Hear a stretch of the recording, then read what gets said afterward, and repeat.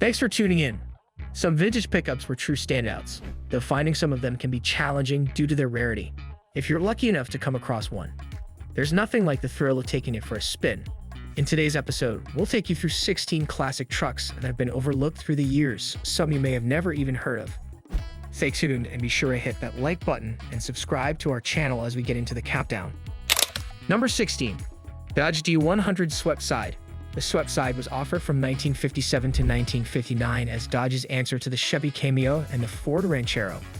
Dodge started with a standard long bed custom cab grafted on rear quarter panels and a back bumper from the two-door station wagon. Most units built were fully loaded with a V8 and automatic transmission. However, there were also 120 horsepower, 230 cubic inch inline-six flathead engines. The swept sides were built by hand and only about 1,200 were ever made. Most models had manual steering, making them heavier to maneuver at low speeds. However, thanks to the truck's relatively short wheelbase, they were somewhat easier to handle than larger, heavier pickups. Number 15. Studebaker Champ. The Champ replaced the Scotsman in 1960 as was typical for Studebaker at the time. Although its cab was new and incorporated a grille similar to that on Stude's lineup of large car models, the bed was the same style side unit used on earlier trucks. In 1961, Studebaker replaced that bed with a wider space side piece borrowed from Dodge. It also featured a sliding back window in all production years. Unlike most American pickups of the 1960s, the Champ was never offered with power steering.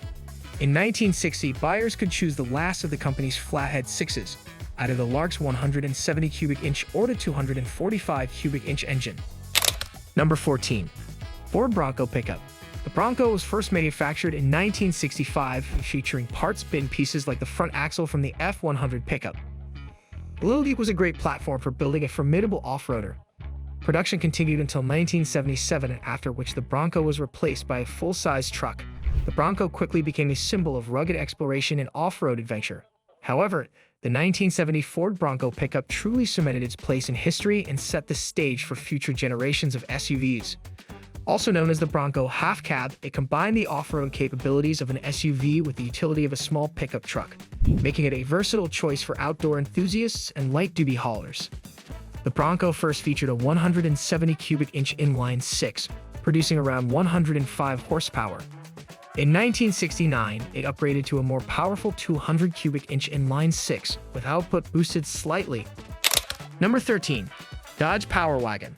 The Dodge Power Wagon is an iconic four-wheel drive medium-duty pickup truck produced in various model series from 1945 to 1980. Its engine options evolved over time, but at first it was powered by a big block 383 V8. The original civilian version, commonly called the flat fender Power Wagon or military type, was mechanically based on Dodge's 3/4-ton WC series of World War II military trucks. It remains one of the most enduring and iconic trucks in American automotive history, originally introduced as a military vehicle during World War II. Number 12. Ford Courier. In the 1970s, Ford, like GM, had the idea of fielding a mini truck to respond to the popularity of small Datsun and Toyota pickups. The automaker turned to its Japanese partner Mazda, taking the B-Series pickup to sell as the Ford Courier. Compared with the Mazda version, the Ford had a restyled grille, large single headlamps, and Courier stamped on the tailgate. In 1977, it was redesigned with more squared-off styling and offered a 6-foot standard bed variant and a 7-foot long bed model. Again, like GM, Ford replaced the Courier with a larger US-built pickup, which became known as the Ranger.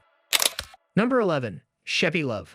Seeking an entry in the burgeoning mini pickup field in the 70s, General Motors turned to its Japanese affiliate, Isuzu. In 1972, the Isuzu Faster pickup became the Chevy LUV, which stood for Light Utility Vehicle for the US market. Its 1.8-liter inline four-cylinder made 75 horsepower and was paired with a 4-speed manual. An automatic would arrive in 1976 and four-wheel drive with a 1.9-liter inline-four engine for $79. The half-ton pickup was offered with a 6-foot standard bed or, starting in 1978, a 7.5-foot bed. A second-generation model arrived in 1981, but lasted only 2 years before being replaced by the larger S10. Number 10. Jeep Honcho. Based on the corporate J-Series truck, the Honcho was produced from 1976 through 1983 and shared the wider fenders and track of the Cherokee's Chief package. In addition to sporting bright, contrasting graphics that attracted and repelled in equal measure, Go and Honcho also opened the door to options such as the mythical Levi denim upholstered interior and a shiny chrome roll bar. The base engine in most Honcho models was a 258 cubic inch AMC inline 6, producing around 110 horsepower and 195 pound-feet of torque. Many buyers opted for a 304 cubic inch V8, which produced around 125 horsepower and provided more power for those needing better performance. A 360 cubic inch V8, producing roughly 195 horsepower, was also available. The Honcho's run ended when the J10 and the Cherokee SJ were discontinued at the end of 1983, and the entire J-Series lineup would fade into history by the end of the decade. Number 9. GMC Caballero. In 1971, GMC introduced the Sprint, a badge-engineered El Camino. That name was dropped when GMC reintroduced the utility coupe for the 1978 model year as the Caballero. Caballero translates to gentleman, but it's also used as a term for cowboy since caballo translates to horse. Like the El Camino, the Caballero used V6 and V8 engines marketed toward upscale customers. However, base models came with a 200 cubic inch V6 engine producing around 95 horsepower. The rear-wheel drive car-based pickups were sold by GMC truck dealers primarily in the United States and Canada as the GMC version of the Chevy El Camino. The vehicles were built on the General Motors A platform through 1981. In 1982, it was redesignated to the G platform as the A platform switched to front-wheel drive. Are you ready for our top 8 neglected pickup trucks? Be sure to like and subscribe to our channel, which helps us create more episodes. Number 8. Dodge Rampage and Plymouth Skimp. The Dodge Rampage was a front-wheel drive compact car built on the Omni platform. Its power came from Chrysler's 2.2-liter inline-4, which produced 84 horsepower and 111 pound-feet of torque. The Rampage was marketed from the 1982 to 1984 model years. Even less remembered is Plymouth's badge-engineered Rampage, the Skimp, which lasted just one model year, 1983. These days, many Rampages have been converted to rear-wheel drive pro street cars or crazy lifted 4x4s. The Rampage combined a traditional passenger car's handling and passenger carrying characteristics with a small pickup truck's open bed versatility and load capacity. These vehicles were Chrysler's attempt to create a small, economical truck. Number 7. GMC Sonoma GT. The Sonoma GT was a one-year model, and only 806 were built. It was an affordable truck with a 195 horsepower naturally aspirated 4.3-liter engine. The GMC Sonoma GT was available in two-wheel drive, regular cab, and short bed. It had a lowered suspension fine-tuned by enthusiast engineers who made it handle and steer like a pony car.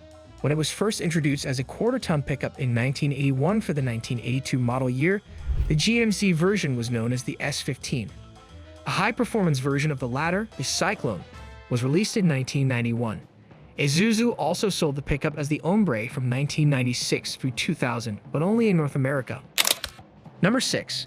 Dodge Dakota Convertible. The Dodge Dakota, known as the Ram Dakota for the final 2 years of production, was a mid-size pickup truck from Chrysler's Ram division. The first Dakota was introduced in late 1986 as a 1987 model. From its introduction through 2009, it was marketed under the Dodge brand, and for the final 2 years, it was marketed under the Ram brand. This truck was sized above the compact Ford Ranger and Chevy S10, but below the full-size pickups such as Dodge's Ram. The Dakota Convertible's base engine option was a 3.9-liter V6, which produced around 125 horsepower and 190 pound-feet of torque. For those seeking more performance, a 5.2-liter V8 engine was also available, which delivered 170 horsepower and 250 pound-feet of torque. Number 5. Ford Skyranger. The Skyranger was a project between Ford and American Sunroof Company in the early 1990s that turned an extended cab Ranger into a convertible. This Ford had a body kit, a multi-shade stripe graphic across the side of the truck, a massive roll bar behind the cabin, a bed-mounted spoiler, and a shiny metal plate across the tailgate. It had a 4-liter V6 under the hood and 4-wheel drive. This car was designed as a sportier, more distinctive variant of the Ranger, emphasizing off-road capabilities, unique styling, and a more adventurous, rugged image. Number 4. Chevy 1500 454 SS. The 1990 Chevy 454 SS was a full-size pickup that combined a sinister blacked-out look with minimal badging, 15-inch wheels with wide tires, and a host of parts bin kits to effectively spawn the modern sport truck. The 454 cubic inch engine produced 230 horsepower and 385 pound-feet of torque through a 3-speed automatic transmission. Later models gained a 4-speed and increased the output to 255 horsepower. The truck was designed to combine the rugged utility of a pickup with the performance of a muscle car, making it one of the era's most iconic performance trucks. Number 3. Dodge Ram SST. The SST was a continuation of sorts for the Dodge Ram 1500's Indianapolis 500 Special Edition, commemorating its official pace truck status for the 1996 race. Like the Indy pickup, the SST Sport Plus group was available only on rear-wheel drive, short box, standard cab models, and the top-spec SLT trim. The Ram's 5.9-liter Magnum V8 and 4-speed automatic transmission combined for the only powertrain choice. Other bits included 17-inch 5-spoke aluminum wheels with fat Goodyear tires, a sportier suspension tune, and a full monochrome body. Number 2. Chevy S10 Electric. In the mid-1990s, the S10 electric pickup was born. It featured a 16.2 kilowatt-hours battery pack that was recharged via a high-tech inductive charging paddle that was inserted into the S10's mouth, which was located behind the front license plate.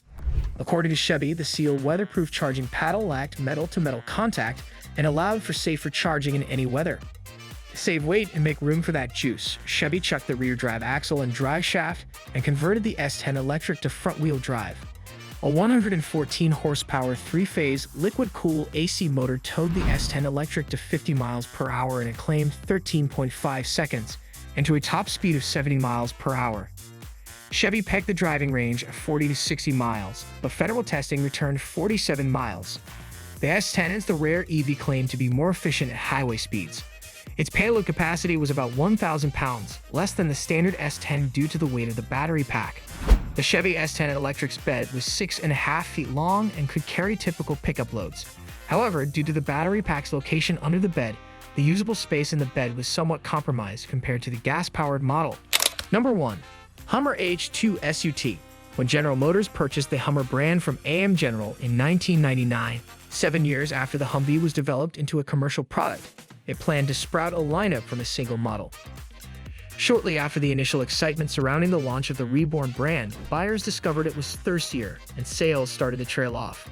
To keep things fresh, GM released the H2 SUT, which stood for Sport Utility Truck, for the 2005 model year. The Hummer H2 SUT became versatile and rugged. As the truck version of the popular Hummer H2 SUV, it combined the bold off-road-ready design of the Hummer H2, the pickup truck's utility and cargo capabilities. The early H2 SUT's base engine was the 6-liter V8, which produced 316 horsepower and 360 pound-feet of torque.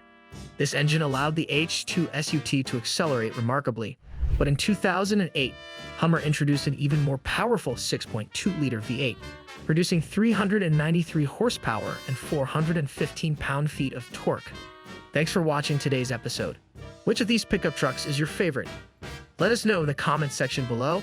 Also, if you haven't already, please subscribe to our channel and don't forget to click the like button to show your support and stay updated on our latest episodes.